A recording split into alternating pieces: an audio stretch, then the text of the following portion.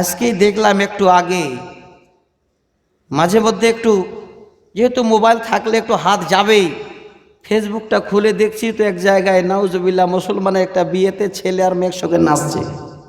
আজকে বলছি আল্লাহর কসম আপনাদের এখানে দেখলাম। বর্তমান সমাজে বিয়ে বাড়িতে এখন যুবক যুবতীরা প্রকাশ্যে নাচছে। আপনাদের দেশে বোধহয় নেই, আছে ভাই? আছে? নাউজুবিল্লাহ, এই তো মুশকিল হয়ে গেল। এখন বিয়েতে ডেক যদি না বাজে তো বিয়েটা জায়েজ হবে না। ফতোয়া দিয়েছে কেউ আপনাদের? না দেয়নি? তওবা পড়েন। একদম স্পষ্ট ভাষাটা আপনাদের বলছি। মেশকাত শরীফের ২য় খণ্ডে এখানেও বাপটা বেঁধেছেন কেতাবুন নিকাহ, প্রথম পৃষ্ঠায় আল্লাহ রাসূল একটা হাদিস বর্ণনা দিয়েছেন, যেই বিয়েটা শান্ত পরিবেশে অল্প খরচে হবে ওই বিয়েতে আল্লাহর বরকত বেশি হবে। একদম হালকা খরচ করেন। 10 জন বরযাত্র আসবে, সুন্দর করে তাদের একটু আহার দিয়ে এবার আপনার মেয়েটাকে তাদের হাতে শরীয়ত মোতাবেক তুলে দেন, হয়ে গেল। এটা নয় যখন স্করপিও ঢুকতে লাগছে তো গন্তি করতে করতে গ্রামের বাচ্চারা কেউ বলছে 20টা গেল, কেউ বলছে 30টা গেল, খালি লাইন লেগে গেছে। এত কেন? একবারও ভাবা যায় না এই দুনিয়াটা কতদিনের? কতদিনে আনন্দ করব? আজকে এই শরীয়তের কথাগুলোকে আমরা ভুলে যাচ্ছি। আমি আপনাদের সত্যি বলছি, মনে আঘাত দেওয়া কথা বলছি না, শরীয়তের কথা বলছি। জীবনে যদি সুখের জীবন কাটাতে চান চলে আসেন ইসলামের আইনে। ইসলাম যেভাবে চলার জন্য আমাদের পথ বলে দিয়েছেন সেই পথে জীবনে কোনোদিন আপনার অশান্তি হবে না। আমি আপনাদের কাছে শুরু করলাম, একটু ধৈর্য ধরেন, একটু অপেক্ষা করেন। আজকে আপনাদের কাছে আমি কোরআনের সঙ্গে এই পার্থিব জগৎটাকে তুলে দেব। তার জন্য একটি হাদিস খালি আপনাদের কাছে উল্লেখ করেছি। এবার 2 মিনিটের একটা ইতিহাস শোনে আমার জ্ঞানী বাপেরা, আমার বন্ধুরা, আমার শিক্ষিতা মায়েরা, এই জায়গাটা খালি একবার অনুভব করবেন যে আল্লাহ আজকে এত সুন্দর জায়গাটা পেয়েছি, এই জায়গাটা আমাদের কে দিয়েছে। শোনেন, বিশ্বের বুকে একটা অধিবেশন ডাকা হয়েছিল, বিশাল নামি দামি অধিবেশন। যেই অধিবেশনটা অনুষ্ঠিত হয়েছিল রোম সাম্রাজ্যে, সময়টা ছিল 1700 শতাব্দী। আমি ছোট্ট করে শোনাই। এই সম্প্রদায়ের লোকগুলোকে যদি খুঁজে পেতে চান, যারা যারা ছিল সেখানে অধিবেশনে, আল্লাহর কোরআন এখানে আছে। সূরা নাহল নামে একটা সূরা আছে, 58 নম্বর আয়াতের তাফসীর যদি দেখেন ওই সম্প্রদায়ের লোকগুলোকে সব কোরআনে খুঁজে পাবে। সেই সম্মেলনটা তারা ডাক দিয়েছিল এবং সম্মেলনটার নাম দিয়েছিল কাউন্সিল অব দ্য ওয়াইজ, জ্ঞানীদের অধিবেশন। সেই অধিবেশনে শুধু জ্ঞানীরা থাকবে, কোনো মূর্খ লোক, অশিক্ষিত লোক সেখানে যেতে পারবে না। দেখেন কত বড় তারা কনসাস, কত বড় তারা জ্ঞানী ছিল যে এই জায়গায় যদি একটা এই রকমের মূর্খ লোক এসে যায়, আমরা যদি শিক্ষিত লোকেরা ওই জায়গাটা প্রাধান্য দিই, হয়তো না জেনে শুনে সে একটা আমাদের উল্টো কথা বলতে পারে। এই জন্য অশিক্ষিতদের সেখানে আসতে দেওয়া হবে না। বর্তমানে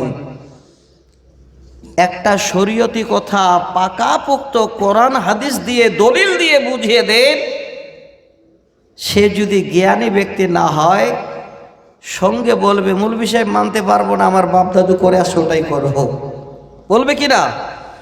কত বড় এখনো এই রকমের আমরা লোক আছি। সব শিক্ষিত লোকেরা আছে, অধিবেশন অনুষ্ঠিত হতে চলেছে। ওই অধিবেশনে কারা ভাষণ রাখবে, কে বক্তব্য রাখবে, এবার প্রত্যেক সম্প্রদায়ের কাছ থেকে সব থেকে যারা শিক্ষিত ব্যক্তি তাদের একজন করে চুনাও করা হলো। বিশাল এক সম্প্রদায়ের মানুষ এখনো আছে, যেই সম্প্রদায়টার নাম হলো ইহুদি সম্প্রদায়। বিশাল ডেট নিয়ে আছে। সেই মুহূর্তে ওই অধিবেশনে এবার প্রাধান্য দেওয়া হলো, প্রথমে যে বক্তব্য রাখবে সে হলো ইহুদি ধর্মের পণ্ডিত। এবার সে প্রথমে আমাদের বক্তব্যের বিষয় করবে। সব থেকে জ্ঞানী ইহুদি ব্যক্তি এসে দাঁড় হলো। বাপরা আমার শোনেন, কোরআন শুনতে এসেছেন, কোরআনের দলিলটা দেব তাই। ওই মুহূর্তে নামি দামি লোক স্টেজে বসে আছে, শিক্ষিত জনেরা সামনে। এবার ইহুদি সম্প্রদায়ের সে ব্যক্তি হলো শিক্ষিত, এসে বক্তব্য রাখবে। বক্তব্যের বিষয়টা এবার চুনাও করল, বিষয়টার নাম দিল পৃথিবীর যত মেয়ে মানুষ আছে সমস্ত মেয়েরা হলো পুরুষের জন্য প্রতারক। আমার মায়েরা কি এখনো সচেতন হয় নাই? যেই মায়েরা পর্দার আড়ালে বসে আছেন, আপনাদের কলিজায় কি এখনো আঘাত লাগে নাই? এই কথাটা যদি মায়েরা আমার বুঝেছেন তো কলিজায় আঘাত লাগবে। বিষয়টা বাদলো, যত মেয়ে মানুষ আছে সমস্ত মেয়েরা হলো পুরুষের জন্য প্রতারক। শিক্ষিত জনেরা বসে আছে, কথাটা এমন পছন্দ করেছে, হাতে হাত তালি দিতে লেগেছে। এতই তাদের আনন্দ, এতই তারা খুশি হয়েছে। খুশি হওয়ার কারণ ছিল এটাই, ইহুদি সম্প্রদায়ের লোকেরা তারা কোনোদিন তাদের মেয়েদের, তাদের স্ত্রীদের নিজের কাছে নিজের কোনো রকমের অঙ্গ হিসাবে, বস্তু হিসাবে মেনে নেই নাই। সদা সর্বদা তার উপভোগের বস্তু মনে করেছিল। খুশিতে একখানা সেই মঞ্চে পরবর্তীতে এবার ডাকা হচ্ছে রোম সাম্রাজ্যের খ্রিস্ট ধর্মের একজন এই পণ্ডিত এসে বক্তব্য রাখবে। সেবার বক্তব্যের বিষয়ে চুনাও করল। ওরে শিক্ষিত জনেরা, পৃথিবীর বুকে যত মেয়ে মানুষ আছে সমস্ত মেয়েরা হলো শয়তানের মায়াজাল। আরো লাফাতে শুরু করল। এক সম্প্রদায়ের মানুষ বলল পুরুষের জন্য প্রতারক, আর এক সম্প্রদায়ের লোক বলল মেয়েরা হলো শয়তানের মায়াজাল। একবার ভেবে দেখুন তো কত বড় তাদের ঘৃণা ছিল আমার মায়েদের প্রতি, নারী জাতের প্রতি। পরিশেষে ওই বক্তব্যের মাঝে যিনি সভাপতি নামে গণ্য ছিলেন ওই রোম সাম্রাজ্যের একজন শিক্ষিত পণ্ডিত, যার নাম হলো সক্রেটিস, এবার শেষ ভাষণে বলতে লাগলো, ওরে শিক্ষিত সমাজ, পৃথিবীর বুকে সর্ববৃহৎ ধ্বংসের কারণ, পৃথিবীর বুকে সব থেকে খারাপের কারণ, পৃথিবীর বুকে সব থেকে অশান্তির কারণ হলো এই নারী জাত। যত বড় বড় ধ্বংসলীলা হয়েছে সমস্ত ধ্বংসলীলা নারীদের দ্বারাই ঘটেছে। আরো খুশি হয়ে শেষে আনন্দ করতে লাগলো। কি বুঝাতে চাইলাম, যেই মায়েরা আমার, বোনেরা আমার, আপনারা কোরআন হাদিস শোনার জন্য বসেছেন, ওরে মা, একটা ধর্মের মানুষ আপনাদের প্রাধান্য দিতে পারে নাই, একটা ধর্ম আপনাদের নারীদের সম্মান দিতে পারে নাই, পৃথিবীর বুকে একটাই ধর্ম আছে, যে ধর্মটা পৃথিবীর নারীদের সান্ত্বনা দিয়েছে। একবার বলে সেই ধর্মটার নাম কি? কি নাম? হে মা আমার, এই ধর্মের নাম হলো ইসলাম। ইসলাম আপনাদের কত বড় প্রাধান্য দিয়েছে, সম্মান জুগিয়েছে। এটা শুধু আমি মুখের কথা বললে মানবেন না। আল্লাহর কোরআন আছে, সূরা তাওবার 71 নম্বর আয়াত আপনাদের কাছে পড়েছিলাম। একবার দেখেন আল্লাহ আপনাদের কত বড় সম্মানে সম্মানিতা করেছে। আল্লাহ পাক বলেন, বিসমিল্লাহির রহমানির রহিম। ওয়াল মুমিনুনা ওয়াল মুমিনাতু বা'যুহুম আউলিয়াউ বা'যিন ইয়া'মুরুনা বিল মা'রুফি ওয়া ইয়ানহাউনা 'আনিল মুনকার। আল্লাহ পাক বলেন, মুমিন পুরুষ এবং মুমিনা নারী, এই জায়গাটাতে মায়েদের আগে আত্মাটাকে শান্তি পাওয়ার দরকার। হে মা আমার, কোন সম্প্রদায়ের মানুষ, কোন সম্প্রদায়, কোন ধর্মে যেন আপনাদের প্রাধান্য দিল না, একমাত্র ইসলাম আপনাদের প্রাধান্য দিল। তার দলিল আল্লাহ দিলেন, মুমিন পুরুষ এবং মুমিনা নারী এক অপরের তারা সহায়ক, এক অপরের বন্ধু। ইয়ামুরুনা বিল মা'রুফি ওয়া ইয়ানহাউনা আনিল মুনকার। আল্লাহ বলেন, হে বান্দা বান্দিরি, যারা পুরুষ ভালো কাজের আদেশ দেবে, ঠিক তেমনি আমার বান্দিরাও ভালো কাজের আদেশ দেবে। আমার বান্দারা খারাপ কাজ থেকে বাধা প্রদান করবে, আমার বান্দিরাও তারাও খারাপ কাজ থেকে বাধা প্রদান করবে। একটু অপেক্ষা করেন, বুখারীর দুটো হাদিস দলিল আপনাদের দিতে চাই। আল্লাহ বলেন, হে পৃথিবীর বান্দা বান্দি, ওয়া ইয়ুকিমুনাস সালাতা ওয়া ইউতুনাজ যাকাতা। পুরুষেরা যেমন সালাত আদায় করবে, নারীরাও তেমন সালাত আদায় করবে। ছেলেদের নামাজ আর মেয়েদের নামাজ আলাদা নাকি? আলাদা। একবার ভালো করে বুঝেন, এই গ্রামের মায়েরা, অত্র এলাকার মায়েরা, আয়াতটাকে ভালো করে একটু চিন্তা ভাবনা করেন। ইসলাম আপনাদের কত বড় প্রাধান্য দিল, স্পষ্ট ভাষায় আল্লাহ জানিয়ে দিলেন। আমার বান্দারা যেমন নামাজ পড়বে, আমার বান্দিরাও তেমন নামাজ পড়বে। আমার বান্দারা তারা বাড়তি মালের যাকাত দেবে, আমার বান্দিরা তারা স্বর্ণ অলংকারের যাকাত দেবে। ওয়া ইউতিউনাল্লাহা ওয়া রাসূলাহু, আমার বান্দারা আল্লাহ এবং আল্লাহ রাসূলের আনুগত্য করবে, তেমন আমার বান্দিরাও আল্লাহ এবং আল্লাহ রাসূলের আনুগত্য করবে। এই কথাটাই আল্লাহ যেন শেষ করে দিলেন না। আল্লাহ বলছেন, বান্দারে একবার দেখ আমি আল্লাহ কত বড় উভয়কে তোমাদের প্রাধান্য দিলাম। আল্লাহ বলেন, উলাইকা সায়ারহামুহুমুল্লাহ। এই উলাইকা শব্দটা এত বড় দামি, আমরা এমনি কোরআন পড়ে কিন্তু কি আছে কোরআনে সকলে জানি না। আল্লাহ বলছেন, বান্দা বান্দি, হে পৃথিবীর বান্দা বান্দি রে, আমি আল্লাহ উভয়ের উপরে আমি আমার যেন রহমতের দৃষ্টি দিয়ে থাকি। আমার মায়েরা, আপনাদের মনটাতে যেন অবশ্যই সান্ত্বনা পাওয়া উচিত।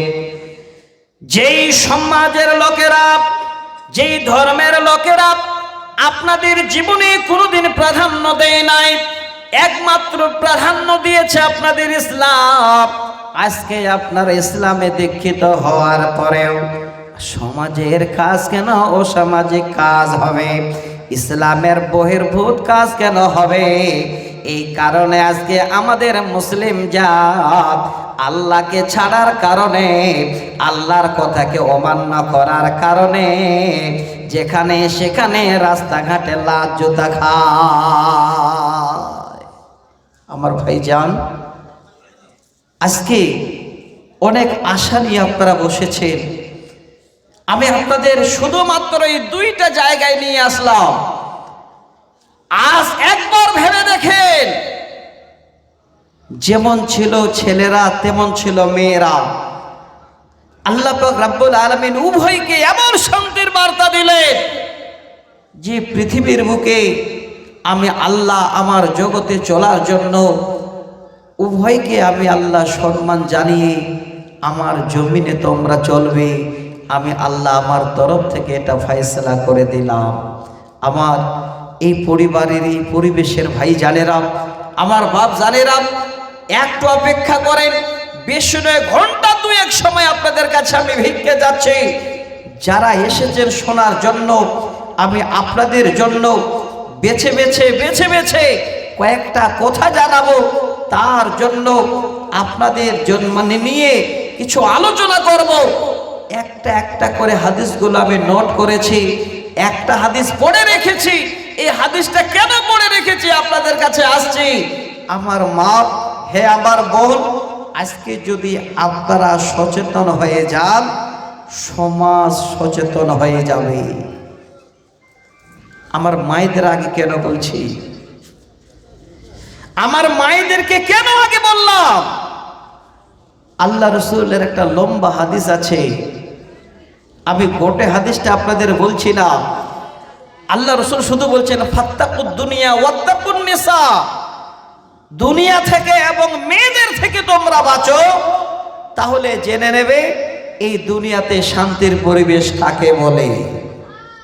আমার মা জননী, হে আমার মা, আজকে আপনারা লাফালাফি করছেন, আজকে আপনারা আগে বাড়ছেন পুরুষের সামনে। একবার ভেবে দেখেছেন ইসলাম আসার আগে আপনাদের পরিস্থিতি কি ছিল? আপনাদের বাবারা আপনাদের কোনোদিন মেনে নিতে পারেনি। আল্লাহর কোরআন, আল্লাহ পাক বলেন, وَإِذَا بُشِّرَ أَحَدُهُم بِالْأُنثَى ظَلَّ وَجْهُهُ مُسْوَدًّا وَهُوَ كَظِيمٌ। আল্লাহ বলেন, যখন কোন ঘরে, কোন বাবার ঘরে কোন মেয়ে জন্ম নিত, ওই বাবার মুখমণ্ডল কালা হয়ে যেত। অশনীয় মনস্তাপে বাবা যেন দুশ্চিন্তা অনুভব করত। একবার ভেবে দেখেন তো, কেন বাবাদের মন খারাপ হতো? কেন বাবারা এইভাবে মেয়েদেরকে ঘৃণা করত? আজকের দিনে বাবারা কেন মেয়েকে ঘৃণা করতে পারে না? মেয়ে হলো বাবার কলিজার টুকরো। যেই ঘরে মেয়ে নাই, জেনে রাখেন ওই বাবা যেন নিজের আনন্দটা বুঝতে পারে না।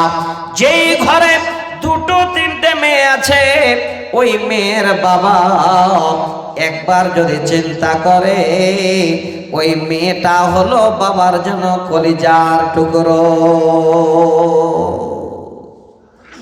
আগে মেয়ে জন্ম নিলে বাবার মন খারাপ, সামাজিক ব্যবস্থা দুর্বল ছিল, সামাজিক ব্যবস্থা তাদের ভালো ছিল না, তার কারণে বাবার মন খারাপ হতো।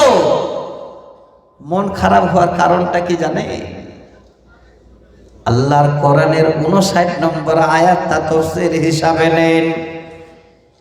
এই জন্যে মন খারাপ হতো যদি কোন এক বাবার ঘরে মেয়ে বার জন্ম নিয়েছে, এলাকার সামাজিক লোকেরা তাদের সমাজে তাদের অনুষ্ঠানে ওই মেয়ের বাবাকে কোনো প্রাধান্য দিত না। আরো লজ্জার খবর, বিশ্বের বুকে 1 নম্বর কিতাব নবীর সিরাতের উপরে যেটা, সেটা হলো আর রাহিকুল মাকতুম।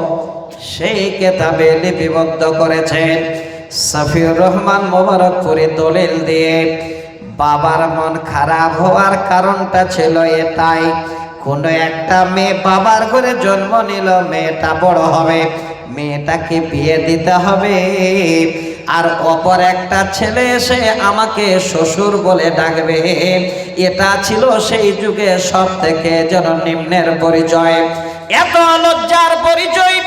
এই কারণে বাবারা মেয়ে জন্ম নিলে তারা নিজে মন খারাপ করে ফেলতো। ইয়াতাওয়ারা মিনাল কওমি মিন সুই মা বুশিরা বিহি আয়ুমসিকুহু আলা হুনিন আম ইয়াদুসুহু ফিত তুরাব। আল্লাহর কোরআন যেন প্রমাণ দিলেন, ওরে আমার মায়েরা যারা পর্দার আড়ালে বসে কোরআন শুনছেন, কত বড় ফিরে আসতে হবে। এই সামাজিক ব্যবস্থা আপনাদের কি দিয়েছে, কি করে জানতে পারবেন? আগে এই কথাটাকে আপনারা নিজে ভালো করে শুনে নিন। বাবারা মন খারাপ করতো এই জন্যে, আমার ঘরে একটা মেয়ে জন্ম নিল, আমার কওমের লোকেরা আমাকে আর কোনো প্রাধান্য দেবে না, সমাজে আমাকে ডাকা হবে না, কোনো সামাজিক ব্যবস্থা আমার জন্য থাকবে না। সেই বাবা এই লজ্জাটাকে ঢাকাবার জন্য, সমাজের কাছে ভালো হবার জন্য নিজের মেয়েকে বাবা নিজেই যেন জীবিত অবস্থায় এই আল্লাহর জমিনে মাটি খুঁড়ে খুঁড়ে জিন্দায় কবর দিয়ে দিত। মেয়েদের বাবা কবর দিত। সামাজিক ব্যবস্থা না থাকার কারণে, শিক্ষা না থাকার কারণে আজকে আল্লাহ আমাদের শিক্ষা এত সুন্দর দিয়েছেন, শিক্ষা ব্যবস্থা, যে শিক্ষা ব্যবস্থা আল্লাহর কোরআন এবং নবীর হাদিসের মাধ্যম দিয়ে, তারপরেও এই শিক্ষিত জামানায় শত শত মেয়েকে বাবা এখনো হত্যা করে। বলবেন মাওলানা কি করে? শোনেন, একটা রিপোর্ট শোনাচ্ছি। প্রতিদিন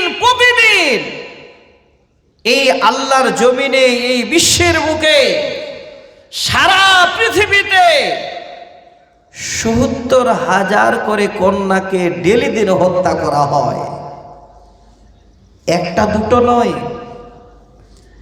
আগে প্রকাশ্যে হত্যা করত, ইসলাম আসার আগে বাবারা মেয়েকে গলা টিপে মারত, এখন বাবারা মেয়ের গলায় হাত দেয় না, ডাক্তারের পকেটে টাকা ঢুকিয়ে দিয়ে মেয়েদের মারে।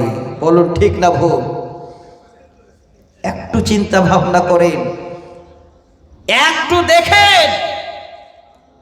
যখন দেখছে যে প্রথমে একটা মেয়ে হয়েছে, খুশির সীমা নেই, পরবর্তীতে আরেকটা পরিবারের মানুষ যাচ্ছে অনেক আশা করে ছেলে নেবে বলে, এবার দেখা যাচ্ছে সেটা আবার মেয়ে হয়ে জন্ম নিচ্ছে।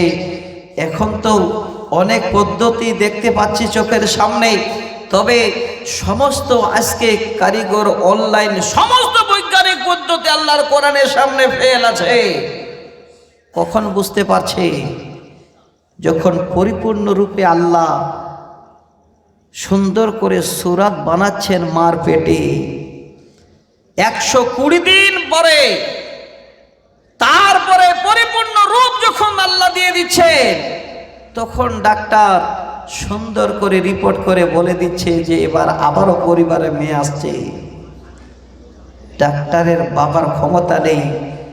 কোনো একটা মা যখন 1 মাসেই বাচ্চার মা হওয়ার সংবাদ পেল, একবার কোনো ডাক্তারকে গিয়ে বলিয়েন তো, ডাক্তার বাবু 1 মাস হলো আমার স্ত্রী বাচ্চা ধরেছে, ছেলে হবে না মেয়ে হবে, কত বড় কম্পিউটার আছে আপনার কাছে, একটু বলে দিন। ক্ষমতা নেই। আল্লাহর কোরআন খোলেন, সূরা হজের ভিতরে এর পদ্ধতি আল্লাহ স্পষ্ট ভাষায় জানিয়ে দিয়েছে। 40 দিন ধরে মা রেহেমে এবার সেই 2 প্রকারের সেই বিদ্যুতে লড়াই করার পরে যে প্রাধান্য পায়, সেই কিন্তু এবার সেখানে একটা কীটনাশক দিয়ে একজন সন্তান আসার সুবর্ণ সুযোগ পায়, বাদ বাকি সমস্ত সেখানে ফেলুয়ার হয়ে যায়। 40 দিন শুধু এই অবস্থায় থাকে। 40 দিন পরে একটা রক্তের টুকরো তৈরি হয়।